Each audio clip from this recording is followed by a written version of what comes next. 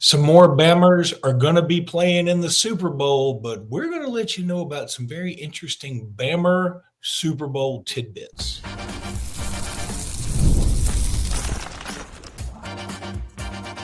You are Locked On Bama, your daily podcast on the Alabama Crimson Tide, part of the Locked On Podcast Network, your team every day. Hey, everybody, and welcome back into Locked On Bama, AHSA's radio network. Luke Robinson, that's me. Bama Online's Jimmy Stein, that's him. This episode is brought to you by FanDuel. I'll tell you about FanDuel in just a bit. Thank you, everydayers, for being here every day, and thank you, newbies, for being here today. Also, one thing that we're on this giant text chain of all the Locked On hosts.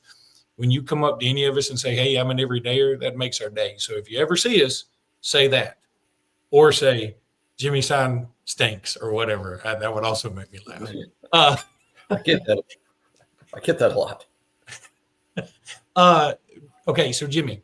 Yep. You know, Bama has basically ruled the roost in terms of alums who are in the NFL and who do well.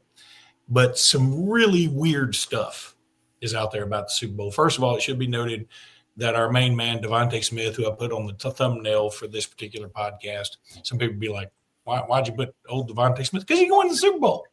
And I wanted a picture of him running away from an Ohio State dude, his last game in an Alabama uniform, where he was just awesome. He's got to be one of your all-time favorites for everybody.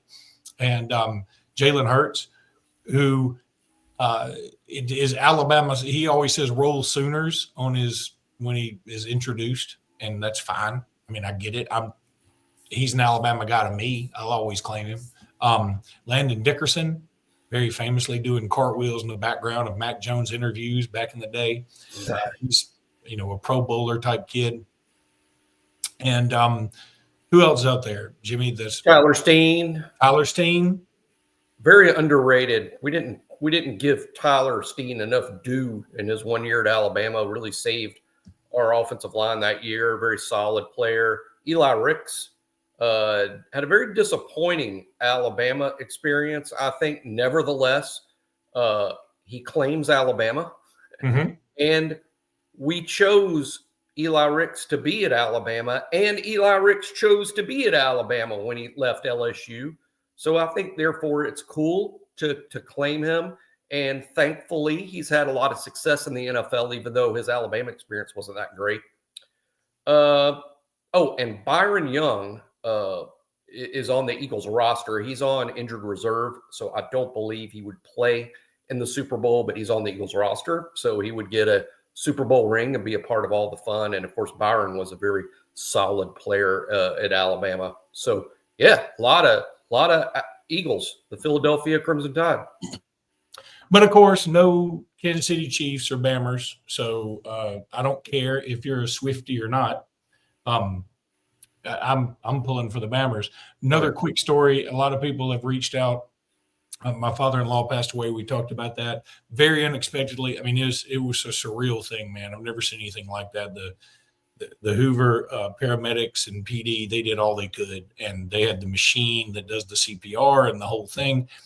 And it's kind of traumatizing to see all that and to see somebody that was just sitting on the couch 1 minute and the next minute, like they're doing everything they can to make sure he breathes again. Anyway, but my daughter, we finally had to let her know about it. And, of course, I told the story about her pulling for Auburn. But yesterday she had a basketball game, 8-year-old basketball game.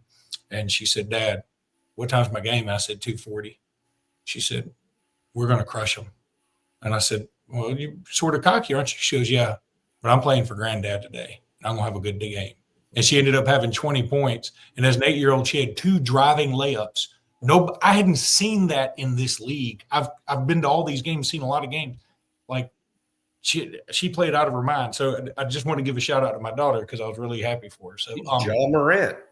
I mean, she Ja Moranted this thing. In fact, we were going to go with Ja before we went, right before we decided at the end to go with CeeLo. So we wanted it to be an easy name to get at Disney World on the license plate.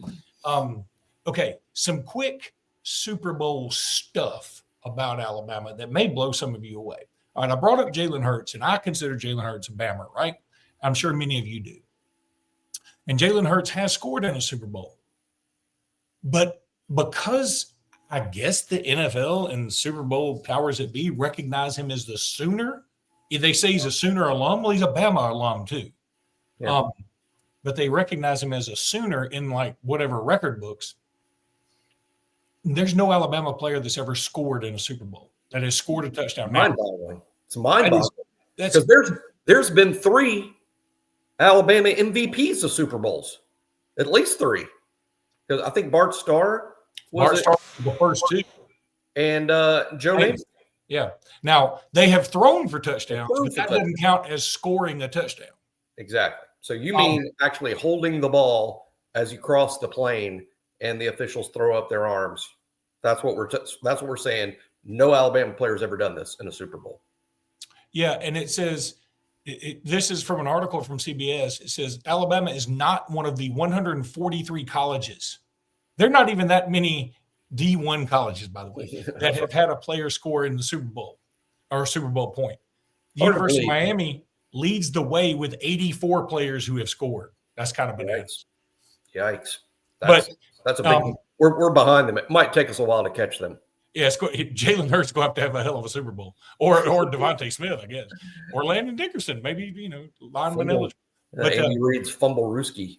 How about this stat? This is also from that article. The fact that no Alabama player has scored a Super Bowl point is nothing short of mind-boggling because Alabama, over the Super Bowl era, especially during Nick Saban's time in Tuscaloosa, the numbers are crazy. A whopping 35 players who played for Saban at Alabama took part in the 2023 playoffs alone. That's stunning. I mean, that's crazy stunning.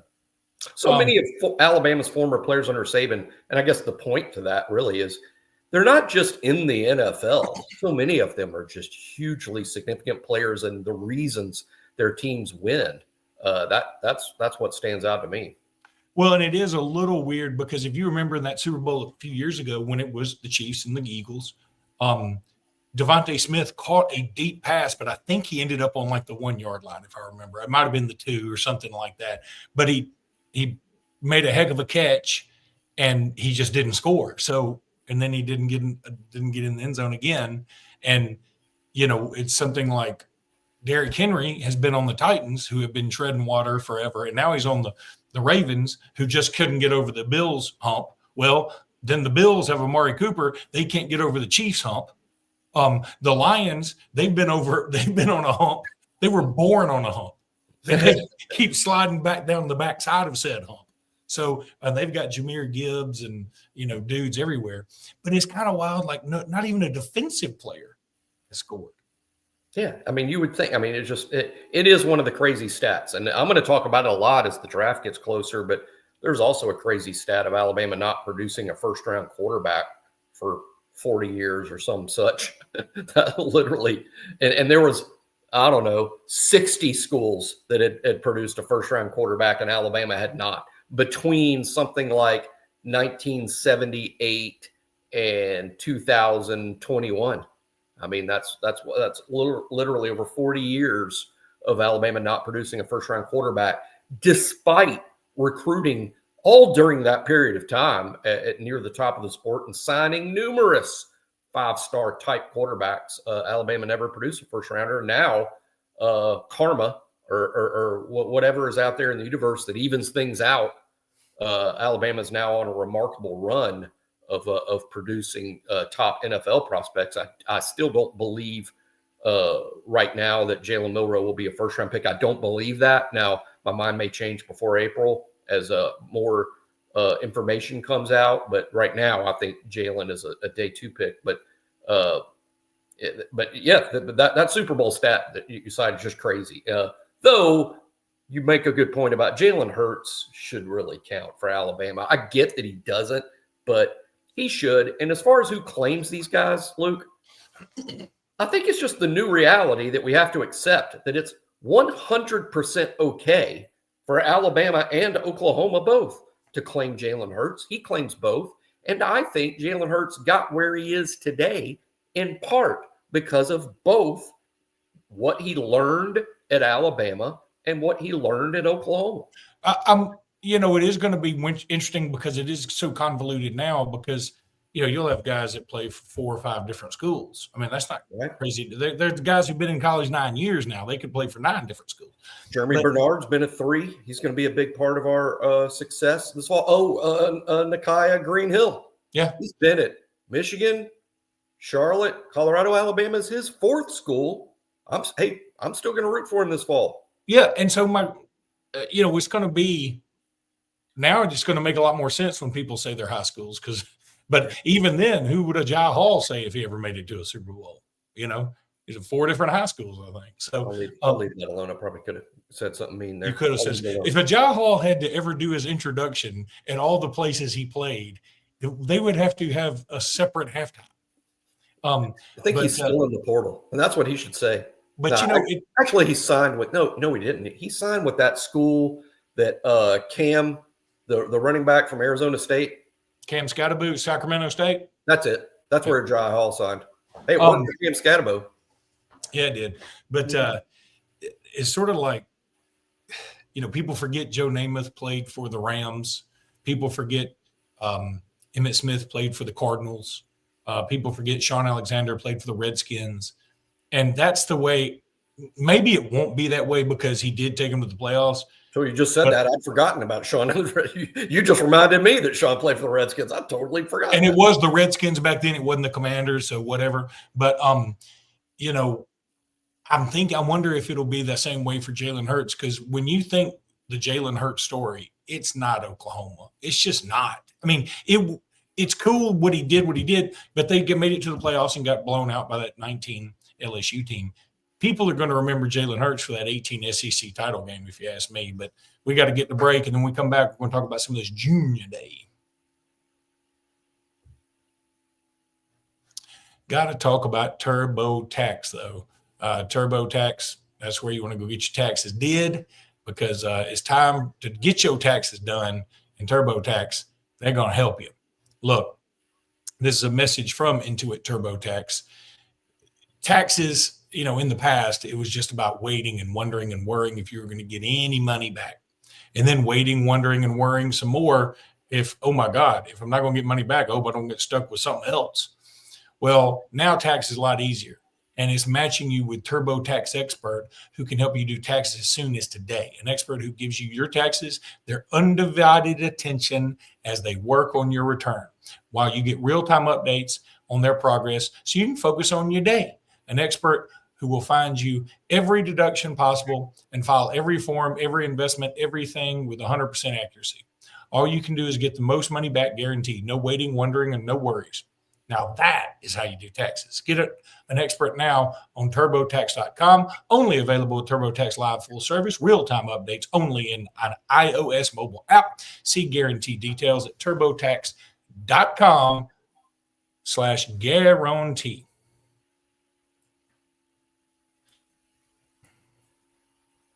So big Junior Day. Auburn had their Junior Day this past weekend. They had a lot of dudes that will be going to Alabama this weekend there. It's going to be a big weekend. It used to be one of those things where we hope, man, I hope somebody pops this weekend. Right. I don't really care if they pop or not because it doesn't matter much. I mean, we can continue to say if you're committed there, you have a leg up. Yep. That leg is only worth what somebody's willing to pay for. Yeah. I mean, I don't know. I'm hoping we just put on a good show. I just want to put on a good show for these folks. We have Georgia coming into town at 3:00 for basketball. I assume that people will get to go there. We'll talk about basketball in the third segment, and hopefully Mark Sears will be playing with a good attitude, and everybody will be happy with that. Certainly something we'll get to. But Jimmy, talk about who you're most excited for Junior Day this weekend. Well, one of the things that I'm rooting for, and I know it's easy to say you're rooting for commitments, and you bring up the good point that if, a kid commits, that seems to mean less and less. I look to them all as leans. If a kid commits, he's very publicly leaning towards you. Doesn't mean that they're going to sign in December.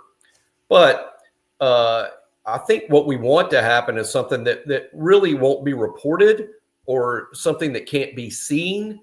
But what Alabama's trying to do, and again, Alabama's only bringing in targets, or guys they're seriously considering.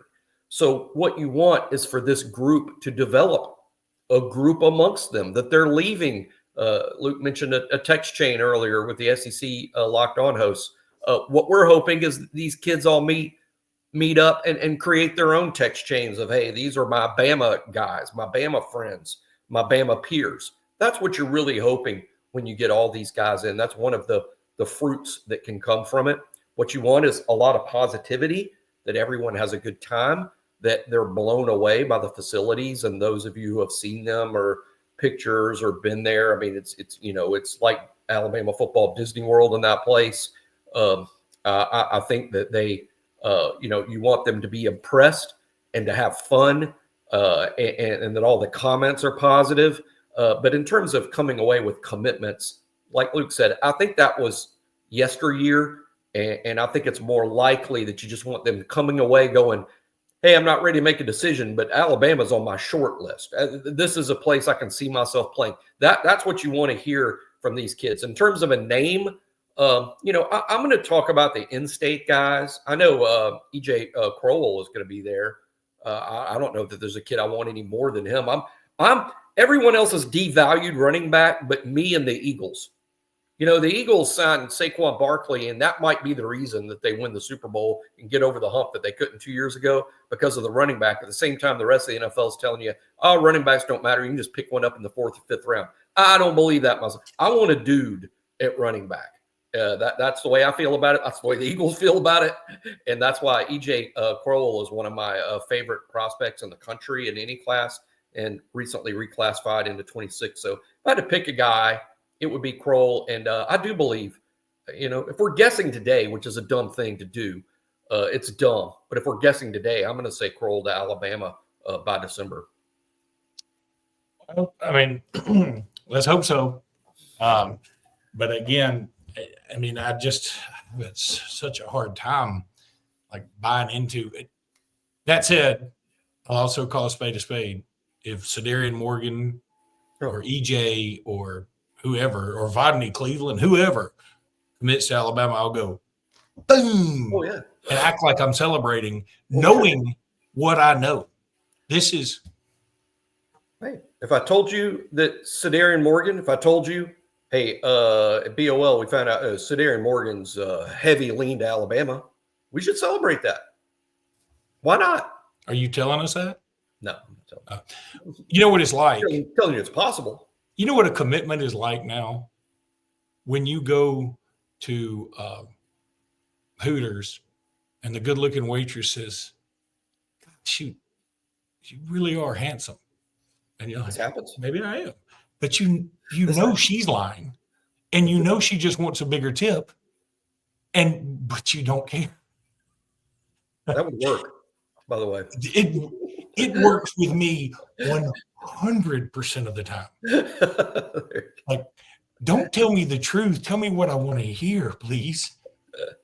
Even at the here's your gourmet hot dog, handsome. The cashier at Burger King tells Luke that the cashier is getting a $20 tip with his Whopper. Here's a little something. Put some extra onion rings in there for me.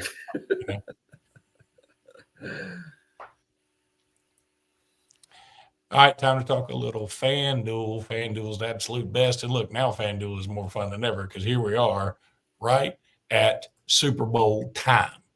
Super Bowl 59 is here. It was about a little over 2 weeks, a little less than 2 weeks away.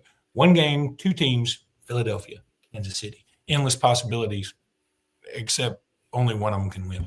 And then there's no better way to make every play more exciting than with FanDuel. Whether it's predicting the first touchdown, calling the MVP, or even betting on the coin toss, FanDuel makes it easy to get in on the action. With live betting all game long, you can adjust your bets as the game unfolds and feel the thrill from kickoff to final whistle. The live betting feature lets you stay involved no matter what happens on the field. And the app is super easy to navigate. A Jimmy could have navigated. Plus, knowing that you can place a $5 bet and potentially win 200 smacks and bonus bets for the Super Bowl, it's icing on the cake, bro. Bet with FanDuel, official sportsbook partner of Super Bowl 59.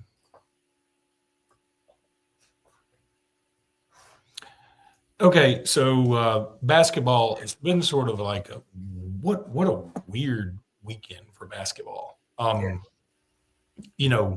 We meant to talk about the SEC some yesterday.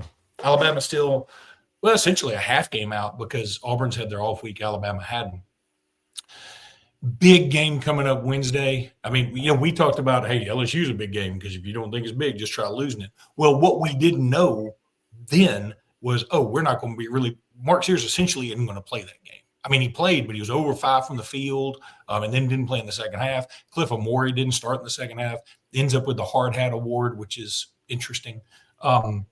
So it's another big week for the Tide. And look, meanwhile, some of these other these other teams like Ole Miss are falling. And again, I'm still not mad about the Ole Miss loss. If that thing is a catalyst to turn us around, I can live with it. What I'm beginning to worry about now is like I'm tired of all these hiccups. And now we're dang near 20 games in, and I keep saying every podcast we hadn't hit our ceiling. So maybe we have hit our ceiling, and I don't know it. Well, my thing about how they played so far is I keep expecting this team to turn into a really good shooting team, that all of a sudden we're going to be one of the better three-point shooting teams in the country. And I keep expecting it. And now that there's only 11 games left in the whole regular season, which means we're 2/3 over of the whole season in terms of amount of games played, I'm still waiting on that. So at some point, I have to admit, at some point you are what you are. So is that what Alabama is, or is better shooting to come? I'm still thinking that better shooting's to come because a few guys on the team are shooting a lower percentage than they have in the past. It's not like, so I know they're better shooters than this. We have the evidence that they are. I still think guys like Youngblood, like Sears, they're going to shoot it even better. Maybe someone like a Holloway takes a step back because he's been shooting it great.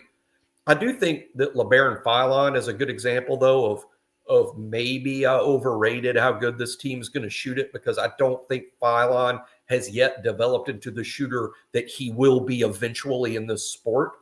But that's one thing. But in terms of hitting their ceiling, I don't believe Alabama has hit their ceiling, but I do think we've seen glimpses of how good they can be.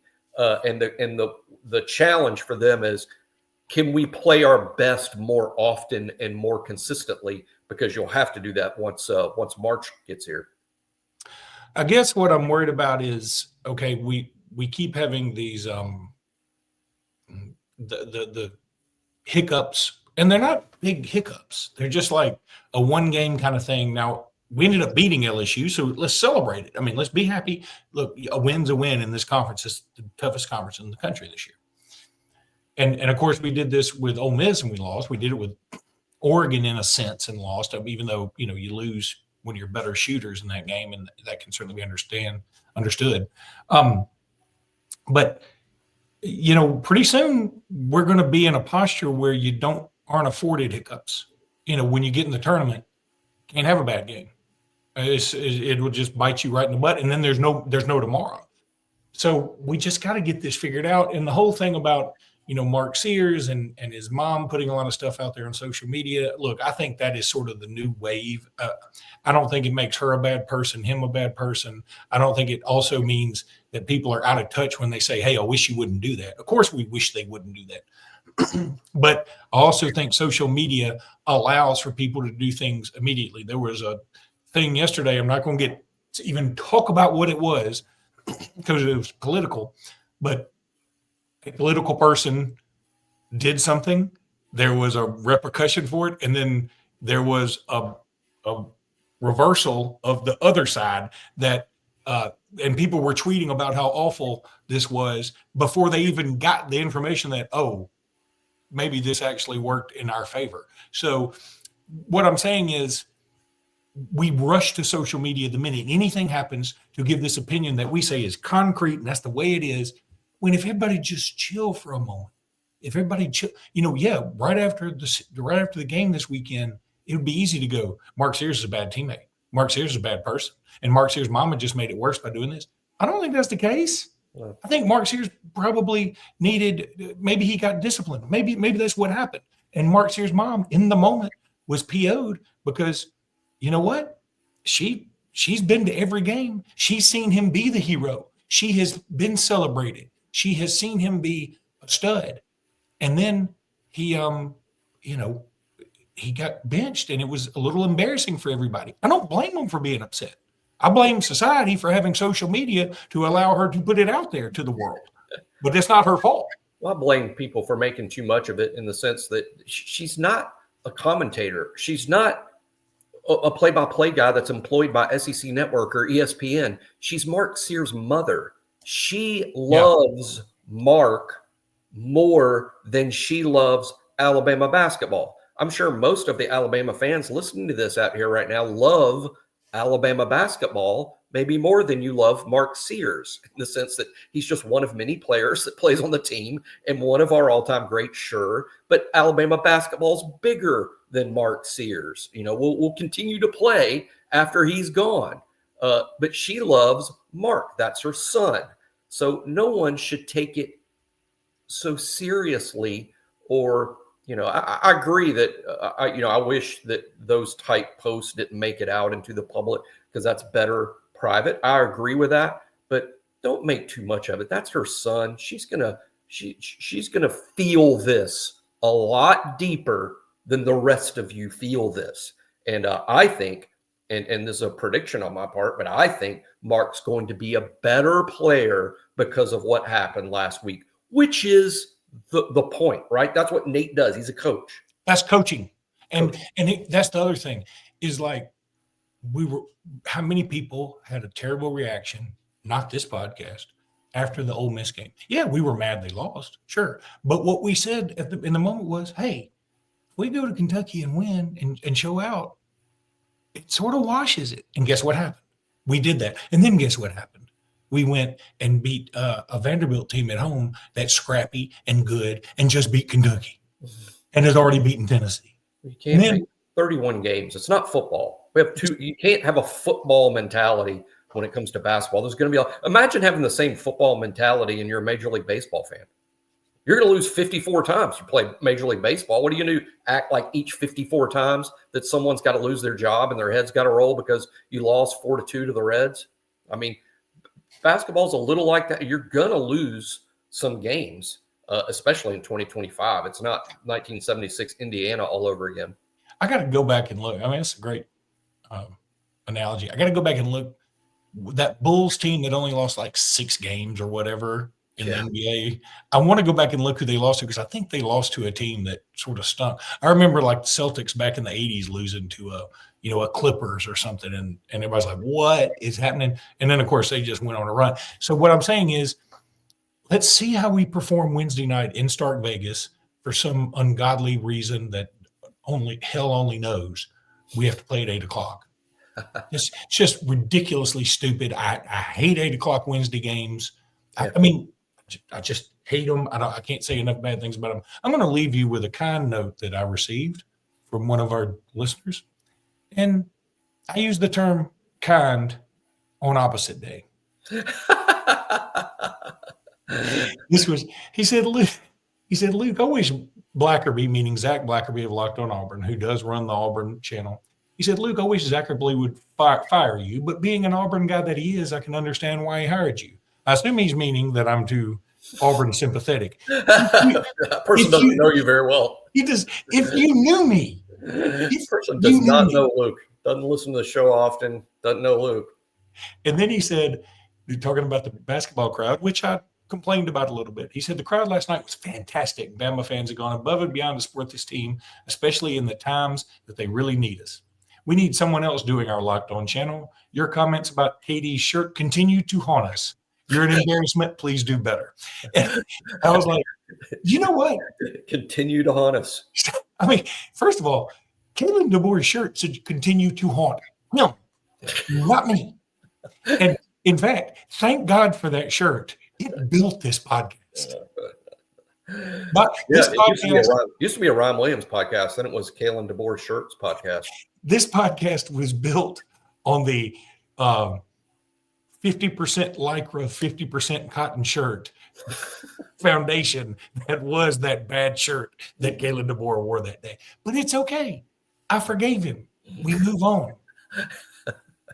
And I'm in his camp. I think it still haunts us. Yeah, there are a lot of things that haunt me now. I'm old enough to where I have a lot of ghosts, but that shirt ain't haunting me. Okay. And so just give it up, bro. The loss to Vanderbilt haunts me. The loss to Vanderbilt haunts me.